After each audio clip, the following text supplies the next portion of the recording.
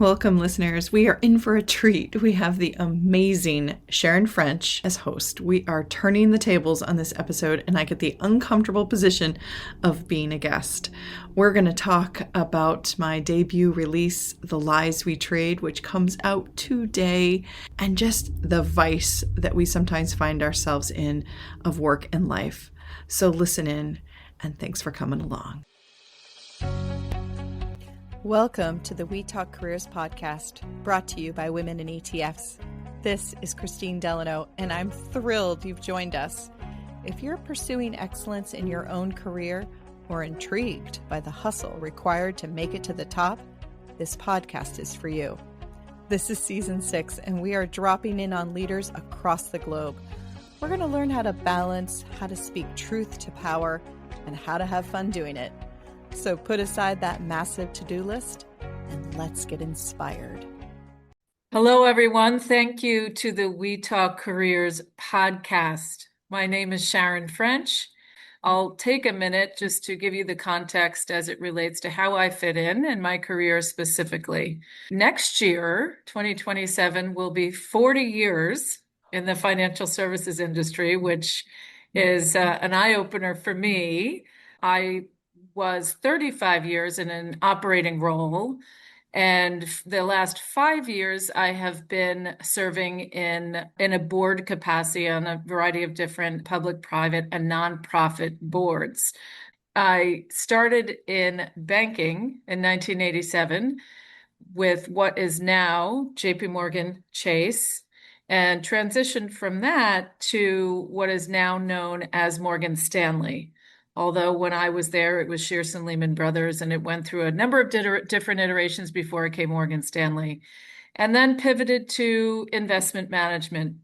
And that's actually the bulk of my career, at least 20 years of my career. And that's actually how I know the author we'll be speaking with today, Kristine Delano, and she'll tell you a little bit more about that. And so with that said, welcome, Kristine.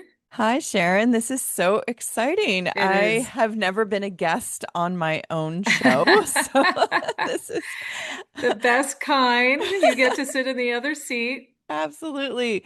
And there's just no better person to do this. I mean, I had no idea 40 years. You look so young, and it just blows my mind. It's a But great way to start the podcast. Thank you. yes, and you were my first guest on the show. So like I it's remember that. really fun to sort of bookend. So we're going to put a link to that in the show notes. I have to put on my little host hat for a second, but we're going to put a link in the show notes so that people can like know more of your history and who you are, because you are a fabulous human. And so I don't want people to miss that. Thank you. And fabulous humans hang around together, which is why you and I are in each other's lives. There we go. Yes, I So agree. I am incredibly excited. I know Tuesday, January 20th, is when your incredible book is coming out. And, we're going to talk a lot about that without giving away anything about the book, because everybody should, run, don't walk to get this either at a bookstore or download it or however you consume books. So let's start with what the book is about. Again, more of a summary and highlights versus the details for the audience. Starts with a ETF portfolio manager. Her name is Meredith. She's sort of a rising star in the Wall Street space. And on her very best day, where she is invited to ring the closing bell at the New York Stock Exchange, she also is forced to sign a restraining order against her second in command, which is really quite, I don't know, caustic, because most of the time you just fire people. Most of the time you just let them go. There's just an HR movement. The fact that she's summoned to do this, we're set on sort of a collision course between that woman, Betsy, and some cryptic messages that she gets from her and some data. And over the course of the book, we are lockstep with Meredith trying to figure out who is both taking down her company and her family. And one of the things that I enjoyed about it was just the combination of how you so artfully were able to tie in both, professional career and personal, issues, which we all have relating to our families, and the balancing of all that. So I thought that was very, very well done. Thank you. But let's go back and just, look, I know you from Wall Street and you made a gigantic pivot. So why did you write the book? Yeah. I retired from my operational role in 2020, right before the pandemic. So, like January 1st or 2nd, maybe, was my last day, and no idea that, the world was going to go into some sort of shutdown. And I had lots of ideas. I was going to sit on additional boards, I was going to maybe do some strategic consulting, planned out this next chapter, which was going to be maybe more of what I want to do versus what I had been told I needed to do. And I was just enveloped in story. I just had all these like little character scenes and things, and I was telling people about it, and I was telling my husband, and finally he's just like, "Can you just write it down?" Like, why are we talking about these people I don't Right, know? right. And so I sort of accidentally wrote my first novel before knowing how to do it or why to do it or anything like that. I feel like maybe it was the decades of mentoring and just feeling really connected to so many people. I wrote a story, and it proved to me that I could finish a novel. It also proved to me that I was really bad at it. So I needed to, like, if I wanted to do this, I was going to need to take classes. I was going to need to kind of go back to school. I was going to need to sort of find my tribe of critique partners and things like that. And I became committed to writing a novel that I would be proud of. And so it took me a number of iterations to get to the novel that's on the shelf. Well, it would be today. I think this episode's going out on the 20th. So today. Yeah. So that's interesting. I'm thinking about something's coming to my mind as you're talking, which is were there characters in your real life, your real professional life before retiring in January 2020 that inspired you or that you somehow incorporated into some of the characters in the book? I think I incorporated traits. Like I Okay. would take like a really interesting personality and I was like, "Ooh, take that personality, put this motivation on it, add this Hmm. stake and create a character." So there was no like I didn't lift anyone out, of my life and place them in the book, but people who know me may see, traits of people. I know my old boss Stephen Clark, who's an amazing man. Hmm. He Yes, he is. he he's like, I want to read your book. I can't, so excited to read your book. And I'm like, okay, but do know you are none of those men. Like, you're Right, such a right, nice guy. You are such right, a mentor to me. right, But mentors and nice guys aren't really so interesting to read about. So, right, right, right. so he's like, oh, I never thought I would be in your book. I'm like, well, because you're humble, but also, just know that, this wasn't some statement, the way I felt about him. So no, it was very much a creative exploration to write the characters that are in this. Well, that's interesting. People may know from some of the early sort of marketing of this book that it's very suspenseful. I mean, Mm, it was a thriller for me, kind of hanging on every page. Was that the purpose when you set out? Is that, I mean, because I think that that keeps everybody highly engaged, for sure a page turner right. versus more of a drama. I mean, certainly there's elements of a drama in here, Yep. but there's power woven into to almost every scene. Can you talk a little bit about that? My first manuscript that I wrote was simply, to me, just a drama. It was very much just sort of a contemporary women's fiction. And I enjoyed sort of the emotionality of it. I enjoyed Hmm. sort of getting into characters. I didn't want anyone to be wooden. I wanted characters to have both flaws and motivations and things at stake and all of that. But it wasn't until I really kind of went back to school and took the classes and really understood what it meant to put a story together that I recognized that actually I think I'm a thriller writer. I'm just not the thriller writer that litters bodies everywhere. I want to litter like reputations and put sort of our marriages at stake and, and make it maybe a little bit more approachable for people in work-life balance to want to read a thriller that they can connect with. And I love thrillers. I love thrillers of all types. Give me bodies, give me whatever. But what I wanted to write was something that was very pacey, kept you in it, but also kept you feeling for the characters themselves. Yeah, for me, it was very relatable. Mm. So trust and forgiveness are central themes in the book. Again, I don't want to give too much away. Was that deliberate? And do you think these themes resonate with readers, especially as we talked about earlier, in the context of family plus career?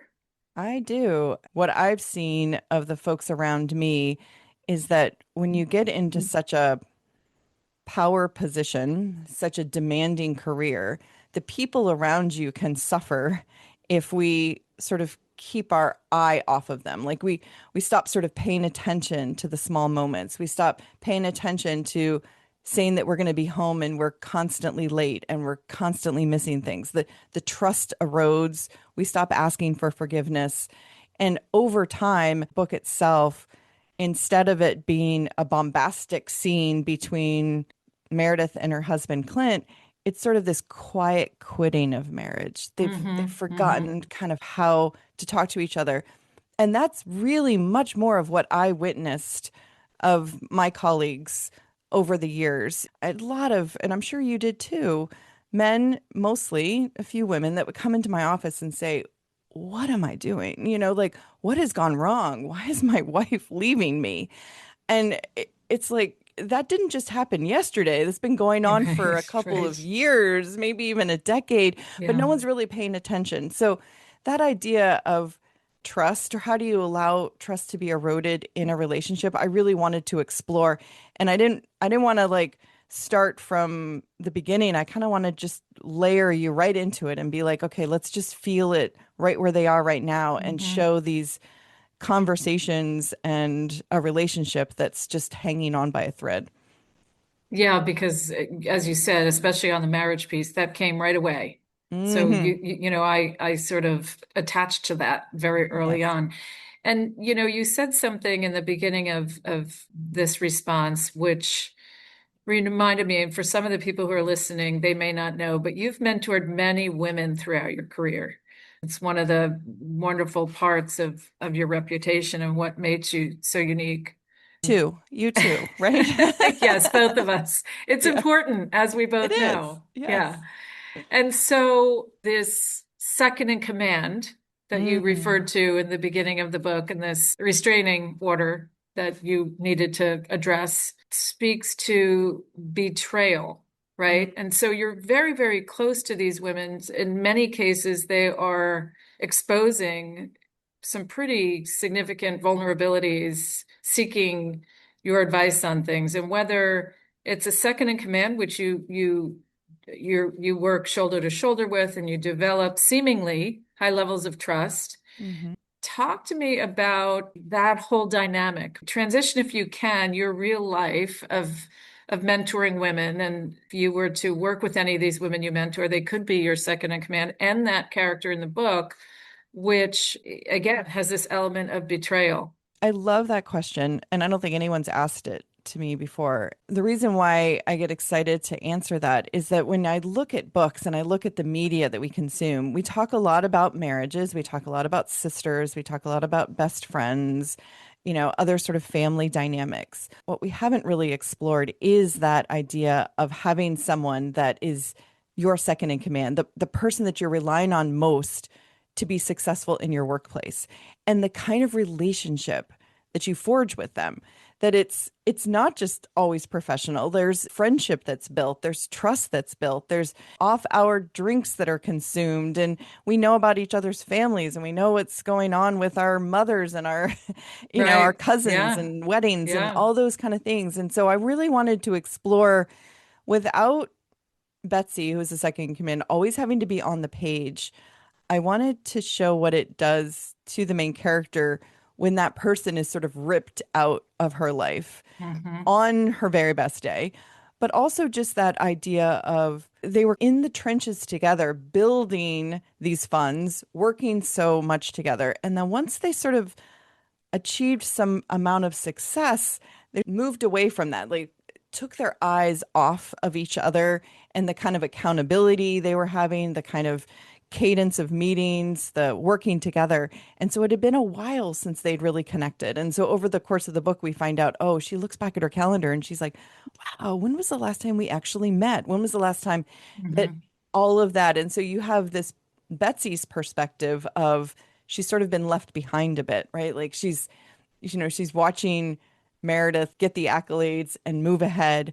And so over the course of the book, we're not really sure. Is Betsy trying to save Meredith or is she trying to ruin her? And I really wanted to sort of play with how important that relationship is in anyone's career that's really trying to find success. And I love those two themes colliding. Is she trying to, I'm going to repeat it for the Mm, audience, is she trying to save her or is she trying to ruin her?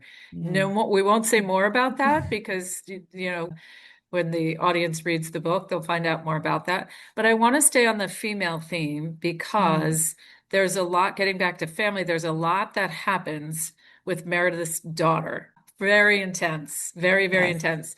You Yes. know, we both have daughters. Mm, That was I don't want to say tough for me to read, yes. but Yes. it was kind of tough for me to read. Yeah. Yeah. So tell me a little bit more, you know, as a professional, as an author, but as a mother, like how was that for you writing that piece?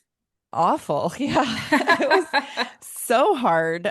And it's interesting too, because of all the characters, that's the one I hear the most about. People are the most, I don't know, have the strongest opinions about Erica because, some of them are like, oh, I finally see a teen the way that I experienced, but I could never talk about it. It was so humiliating to have a Hmm. teen daughter that sort of treated me this way. And, I'd lost connection with, and everyone's sending me their beautiful Christmas cards, and everyone's lined up and everyone looks beautiful. And my daughter won't even step next to me. And so I've heard from readers that way. And then I've heard from others that are like, who is this girl? Like, why? Hmm. I don't have any sort of relationship like that. My kids are 5 and 6, and I can't even imagine, having a relationship with my daughter that way. Really kind of wanted to push the envelope a little bit with both her, what she was going through, some of the challenges that teens face now with their Hmm. Hmm. technology and their Yes. relationships and the expectations, and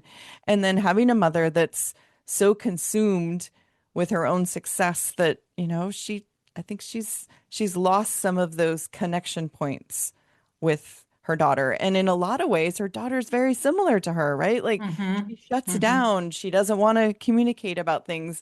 And so when she holds up that mirror to her mother, I think it's very uncomfortable. And as tough as it was, there were some really fun things to explore on the page that were in a lot of ways cathartic. My oldest Yeah. daughter, her and I are such good friends now, and she's wonderful, but she definitely put me through my paces. Yeah. And in a lot of ways I deserved it, but also, it was tough. So it was kind of fun to work out some of that on the page. And hopefully, you know, post difficult times, you can both laugh about it, right? Absolutely, Which is kind of where absolutely. where I am with my daughter. So there Right. is hope. Yes, I know. When I like handed her the book, I was like kissed her on the forehead. I'm like, okay, sweetheart, Yeah, be yeah. gentle. Oh, there must be such pride emanating from your children for the wonderful accomplishment their Oh, it's mother. fun. It's fun. Yes, I my yes. my daughter was constantly sending me these texts of like screenshots of her friends' phones where they had pre-ordered the book. And so it was just like this, I was Oh. getting all of these, and I'm like, sweetheart, stop extorting your friends. Like, please, like it's okay. Like, you don't have to be this We'll one pay you woman. later, right? Exactly. Like, it's okay. So I do want to kind of go back to Wall Street because it's very clear to me, knowing you and how adept you are, you know, in this particular case in the book, it's portfolio management, which for the readers, you know, investment management, which is where Kristine and I spent a good part of our career and how we know each other. Manufacturing part of the product is portfolio management. But it must have been very hard to, you know, because you and I are so embedded in the industry. So we use terms that are, you know, secondhand, second nature to us. But to somebody who knows nothing about that, was there edit after edit after edit where you had a lot of, you know, kind of complicated financial terms that you had to kind of unpack and decompose and sort of water down or Mm, relay differently? Because yeah. I also think that that must have been hard because we're just so close to it. And I'm guessing many readers who buy your book won't be. Right. Right. A tightrope. Absolutely. I will have to say that I have the best editors. Like, Mm, they were so excited from the first read of the book to get this out there and make it accessible to readers because they had such excitement, they had such passion for the project. They were so encouraging. I took almost all of their comments, especially like the first round. They would like write in the margin gobbledygook, like what is this? Like, stop, like what is this jargon? In a lot of cases, I would think through analogies as opposed to trying to explain it.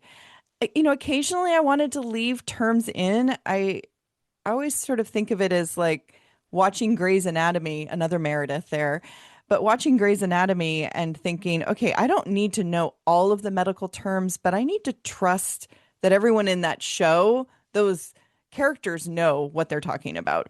And so having a little bit in there where it starts to feel authentic and that the characters know what they're talking about, but we don't need to spend a lot of time on it was a lot of my purpose in keeping in some of the language. I felt like I had like two readers on my shoulders instead of like the angel and the devil. I had like the reader that couldn't care less about Wall Street, but just kind of hmm. wanted to write a thriller. But then people like you that are also sitting there being like, all right, well, don't mess this up, like don't things say things that aren't true. And so in the end, I sort of had to find a balance and I needed to ask for grace from both readers to be like, okay, Right, right. so try to ignore things that don't really matter because, in the end, it's really not that kind of story. And then for folks like you, I wanted to be like, okay, so I'm going to have to fast forward some of this. I'm not going to explain security lending. I'm not going to explain That's all right. these things too deeply, but do know that, there's a purpose for it being there. And that's where it netted out. Did I do a perfect job of it? No. I feel like I'm hoping that every book gets a little bit better at me finding that balance. And as I hear from readers, I'll figure that out. But there was a lot of intentional work to make it both authentic but accessible. Yes, yes, that make ensuring that the financial details were accurate for somebody like Mhm. me, but keeping them accessible to those readers who are unfamiliar with Wall Street, which is why I asked the question. That's a tightrope to walk. Right, But right. I do think you mastered that. I mean, again, I'm the person who's familiar Right. with Wall Street. It'll be interesting again for you Yes. to hear once the book is out for people who are unfamiliar. Right. So I want to, as we, wind down a little bit to the end of our time together, get back to this podcast, this podcast series, We Talk Mm. Careers, which you launched, Three what years year? ago. 3 years Yeah. ago. Yeah. Wow, that's Yeah. unbelievable. So what inspired you to launch the podcast? And was there a gap you were hoping to fill in the conversation around women in finance? Mm. So I guess that's two questions. I'm going to add a third. What inspired you to launch it?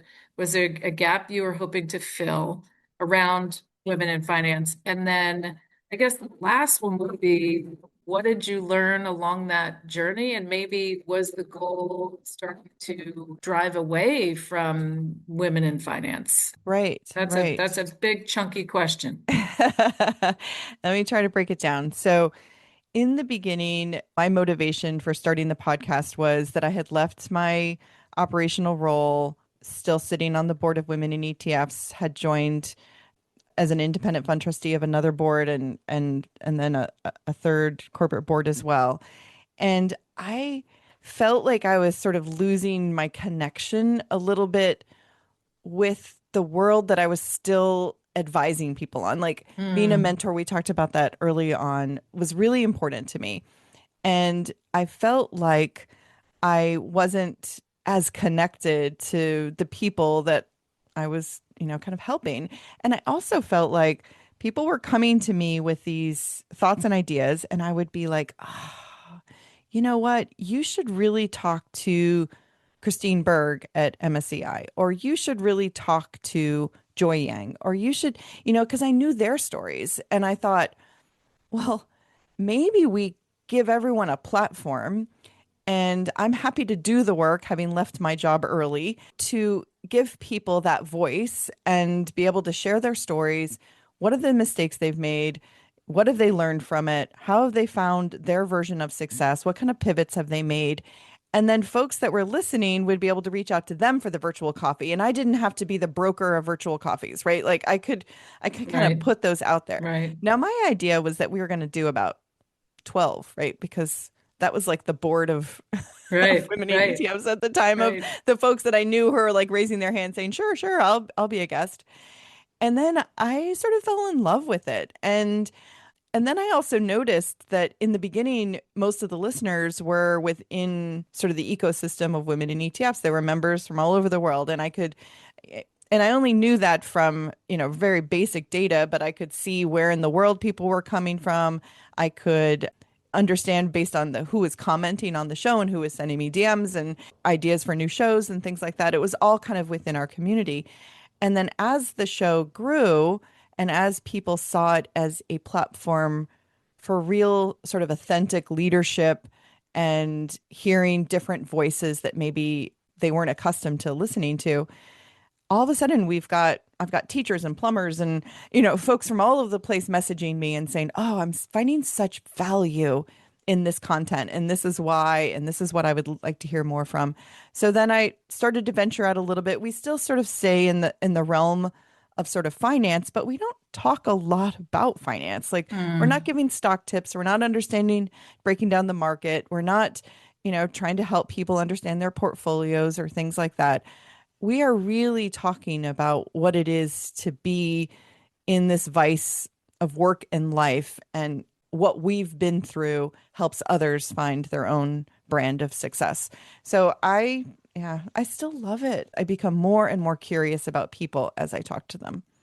I love the fact that you had the original idea. They've just gotten better and better. You've gotten better and better as a host. The interviewees have excellent advice Mm, that, quite frankly, spans different industries, right? I mean, it just yes, so happens that you're mostly interviewing women in finance because that's your background, but the advice and the career trajectories and the challenges and how people worked through those challenges, I think are relevant for, people in any industry.